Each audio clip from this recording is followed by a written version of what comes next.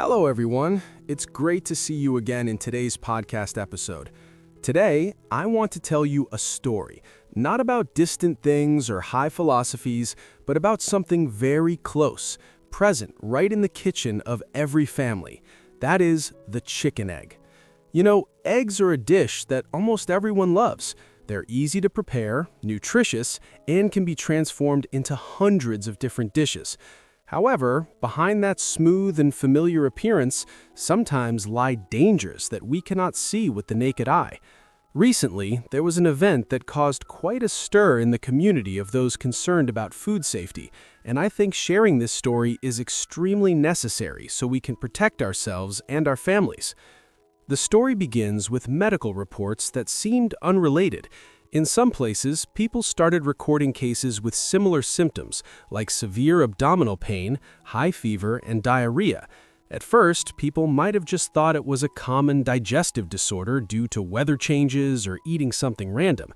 But when the number didn't stop at a few people but reached 63 sick people, the authorities had to step in. This is the number recorded in an outbreak related to salmonella-contaminated eggs that the press just reported. Imagine, those 63 people, they are just like you and me. Waking up in the morning, they might have fried a sunny-side-up egg for breakfast or baked a batch of fragrant pastries for their family. They completely trusted the food they bought.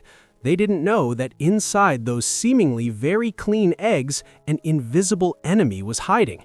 That enemy is named Salmonella bacteria. Let me explain more clearly for you to understand the severity of this incident. This incident is so serious that the U.S. Food and Drug Administration, or FDA as we often call it, had to raise the product recall level to Class 1. Do you know what Class 1 means? In the language of food safety managers, a Class 1 recall is the highest warning level. It means that the use of or exposure to the violative product has a reasonable probability of causing serious adverse health consequences or even death. It is not a joke, not a matter of incorrect labeling or incorrect weight, but a matter involving human life. So, what is Salmonella bacteria and why is it so scary? Let me tell you about how it operates like a detective story. Salmonella is an intestinal bacterium. Usually, we think bacteria only lie on the outside of the eggshell due to unclean coop environments. It is true that the shell can be dirty, but the scarier thing is that Salmonella can penetrate inside the egg even before the hen lays that egg. This means that even if you wash the shell clean, or the egg looks extremely clean and smooth on the outside, the yolk and white inside can still be full of bacteria. When a person eats food contaminated with Salmonella, the attack will begin after about 12 to 72 hours. Just picture it, you eat a delicious meal on Friday night, and by Sunday morning, the nightmare begins. The bacteria attack the intestines, causing cramping pain. The patient will have a fever, diarrhea, and vomiting. For those with good health and a strong immune system, they can recover on their own after about 4 to 7 days without special treatment, although that period is truly a horrific and exhausting experience. However, the story doesn't stop there. The danger of Salmonella lies in the fact that it attacks most strongly the vulnerable subjects. These are children under 5 years old, the elderly, and people with weakened immune systems, like those undergoing cancer treatment or suffering from chronic diseases.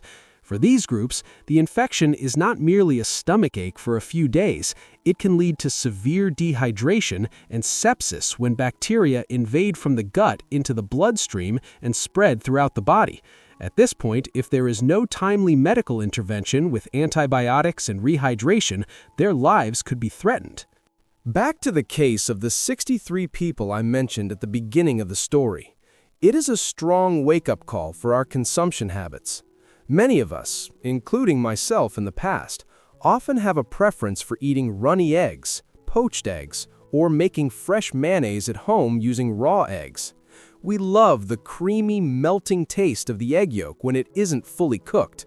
But friends, that very preference is the shortest path leading Salmonella bacteria into the body if, unfortunately, that egg is infected.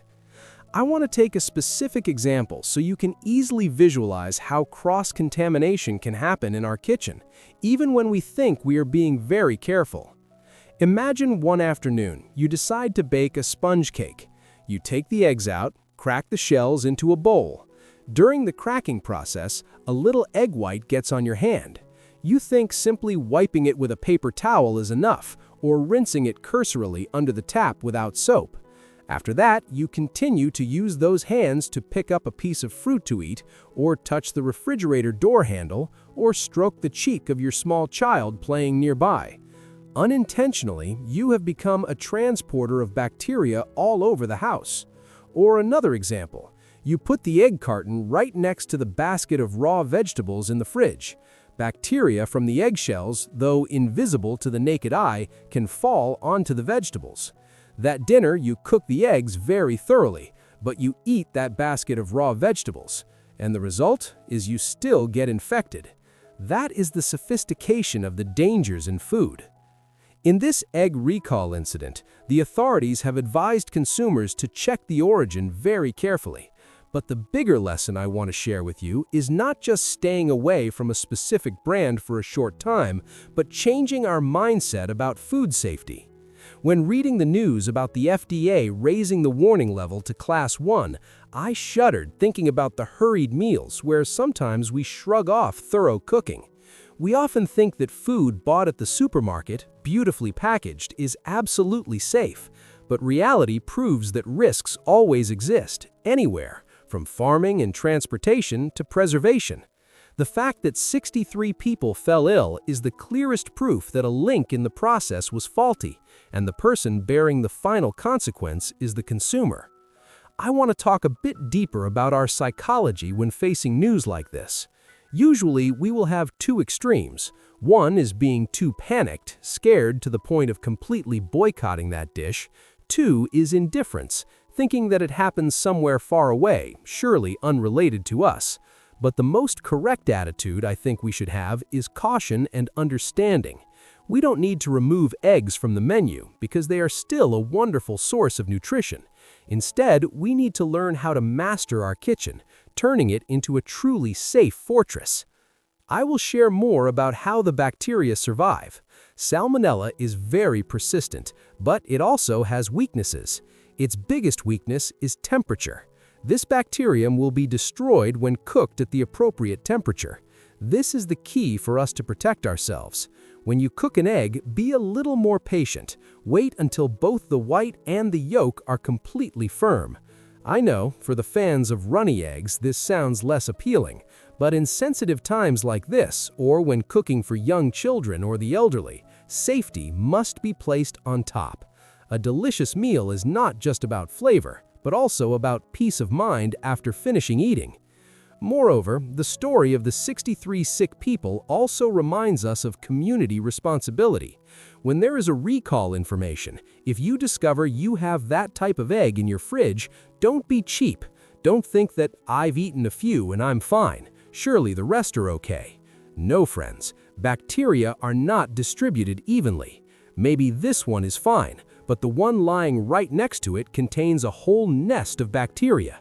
Throwing away those eggs, washing the container thoroughly, and washing your hands really clean is an act of responsibility towards your own health and your loved ones. I also want you to pay attention to a small but important detail, which is how we store eggs. Many people have a habit of washing eggs before putting them in the fridge. It sounds clean, but actually this is a mistake. The eggshell has a very thin natural protective membrane that helps prevent bacteria from entering through tiny pores on the shell. When we wash eggs, we unintentionally remove this membrane, and water can help bacteria from the outside penetrate inside the egg more easily. Therefore, just leave the eggs dry, store them in a closed box or a separate compartment in the fridge, and only wash them clean right before cooking if necessary. Stories about food recalls like this are not meant to spread fear. I tell it to you with the desire that we raise awareness together. We're living in a modern world where information spreads very quickly. That is an advantage. Thanks to warning bulletins, thanks to sharing articles like this, we know what dangers to avoid. Let's cherish that. Remember the image of patients who had to be hospitalized due to food poisoning, the physical pain, the worry of relatives, and the expensive medical costs. All of that can be prevented by small daily actions. That is washing hands with soap after touching raw eggs. That is cooking food thoroughly. That is cleaning cutting boards and knives after processing raw food. Actions that are small but are a solid shield protecting us. Now I want to move to the most important part. How do we apply this information from the story into our own lives starting today? First, become a wise consumer. When going to the supermarket or market, spend a few extra seconds checking the egg carton carefully. Check the expiration date. Check the origin.